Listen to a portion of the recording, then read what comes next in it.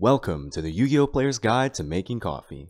Quick warning, this video isn't going to have a whole lot of Yu-Gi-Oh! Content in it, other than this picture of Jerry Beans Man I drew to look like a coffee bean. I haven't given up on Yu-Gi-Oh! And this is just a bonus video I wanted to make since I was on vacation last week, staying with family. So if you guys aren't interested and you want to skip the video, that's all good. I understand.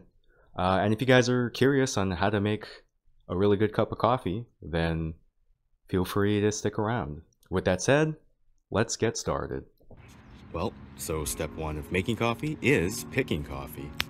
And this step requires a coffee tree. If you don't have a coffee tree, I can't help you with that.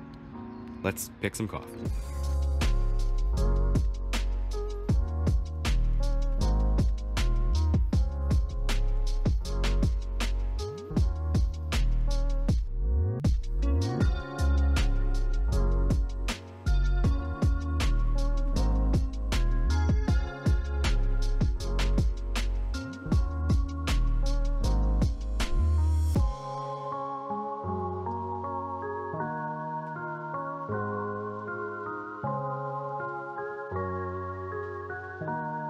Okay, so the coffee's been sitting for about a day now.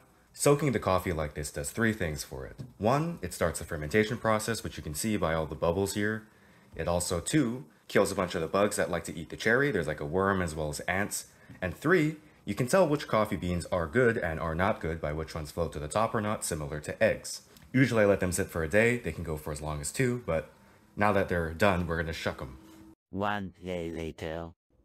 So the first thing we want to do is get rid of all the beans on the top, because those ones are gross and disgusting and we don't want to drink coffee with those in it. So let's do that first. Okay, now that we got the gross, disgusting beans out of the way, only the good, well-behaved, nice beans are left. We can start shucking them. So the way you shuck it is you grab the bean and then you go like this. You can tell it makes a shucking sound, which is why it's called shucking. So the clean beans go here, and then the coffee cherries go here. There's already some like caffeine built up in all the water and all the cherries and stuff, so if you do it, the caffeine gets into your hands, and if you do it too much, your hands will have trouble going to sleep. My mom thought of that joke, so I hope everybody enjoys it.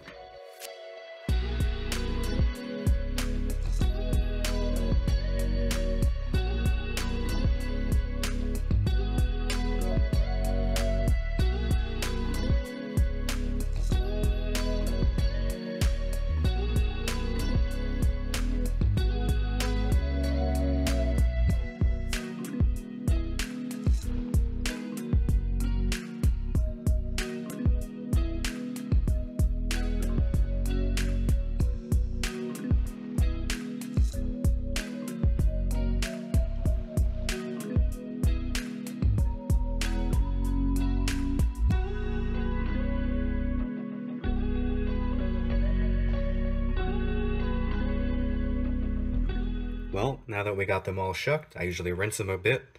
Not too much, but just enough to get kind of the weird stuff out, so let's do that. So you're also wondering what we do with these coffee skins, and the answer is we return them to whence they came. Back to your home! Okay, well now that we got them all shucked, the next step is to dry it. So here we have a McDonald's McDelivery bag.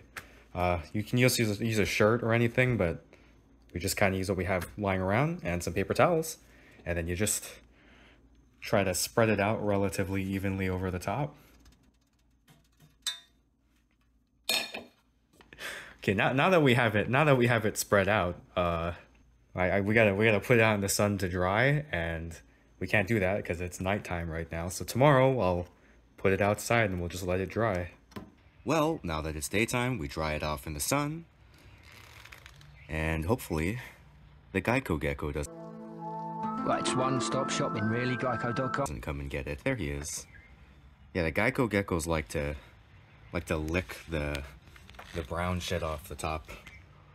Oh, it doesn't taste that good, but I guess it does to them. We've got another day of drying it. You can kind of tell from the way it sounds that it's almost dry, but it's not quite there yet. If it's not dry yet, the coffee beans don't break open as nicely as they should, so we're gonna let them go another day or so. They dry now?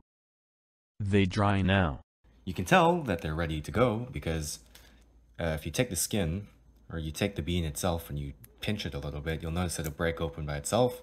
When it's too wet, that doesn't happen. So now that we have all of them dried, we gotta peel all of them like this. So let's do that.